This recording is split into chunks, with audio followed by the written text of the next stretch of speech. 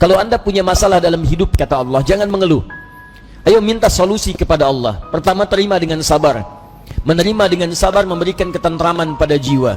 Minimal jiwa tenang dulu walaupun solusi belum datang.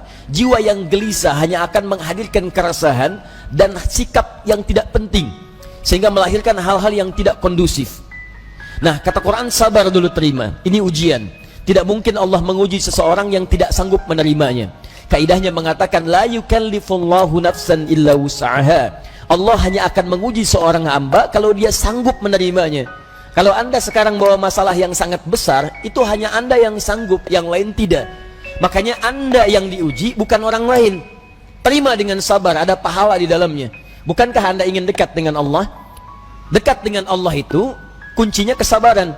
Karena itu Allah firmankan, innallaha ma'as-sabirin. Quran surah kedua ayat 153.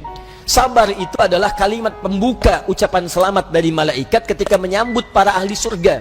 Bukankah Anda ingin masuk surga? Maka di Quran surah ke-13 ayat ke-24, malaikat disebutkan dalam Quran menyambut ahli surga pertama kali dengan kalimat sabar. Salamun alaikum bima sabartum fa ni'ma uqbaddar. Selamat ya, Anda sabar saat di dunia. Sabar. Dengan sabar ini Anda bisa masuk surga. Silahkan nikmati tempat yang belum pernah Anda nikmati dan rasakan sebelumnya. Sabar. Dan sabar itu selalu bersanding dengan ujian. Quran surah kedua Al-Baqarah ayat 155. Ya, walanabluwannakum bisyai'in minal khauf wal ju' wa naqsin minal amwal wal anfus wath thamarat wa basyiris sabirin. Setiap yang hidup akan kami uji dengan berbagai persoalan kehidupan, bukan untuk membebani, kata Allah, tapi meningkatkan kualitas kehidupan. Sebab seorang yang tidak diuji tidak akan ketahuan peningkatan kualitas hidupnya. Anak SD yang tidak ujian sulit bagaimana mengukur kapasitas ilmunya untuk layak masuk SMP. Anak SMP yang tidak ikut ujian sulit diukur apakah kualitas keilmuannya bisa nggak masuk dia ke SMA. Demikian dalam hidup, ketika kita diuji, hakikatnya Allah ingin meningkatkan kualitas kehidupan, bukan ingin membebani hidup kita menjadi banyak dengan persoalan. Ada yang gelisah, kata Quran. Ada yang kemudian berkurang harta benda. Ada yang makanannya kemudian belum didapati. Ada yang sakit sampai dengan wafat. Ada yang proyeknya mungkin diambil oleh orang lain.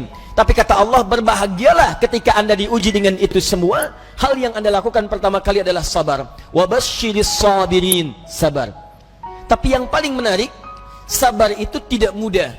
Tapi ada yang lebih susah dibandingkan dengan sabar, yaitu khusyuk. Khusyuk. Karena itu ketika Allah menyandingkan sabar dengan khusyuk, wasta'inu bis-sabri was-salah. Jika Anda punya masalah, terima dulu dengan sabar, minta tolong lewat salat. Tapi salat tidak mudah, illa 'alal khashi'in, kecuali bagi orang khusyuk. Khusyuk lebih sulit dibandingkan dengan sabar. Ketika Allah sandingkan antara sabar dengan khusyuk dalam salat, maka kata gantinya hanya menunjuk kepada salat. Wa innaha, bukan wa innahu. Ha, dhamirnya muannats.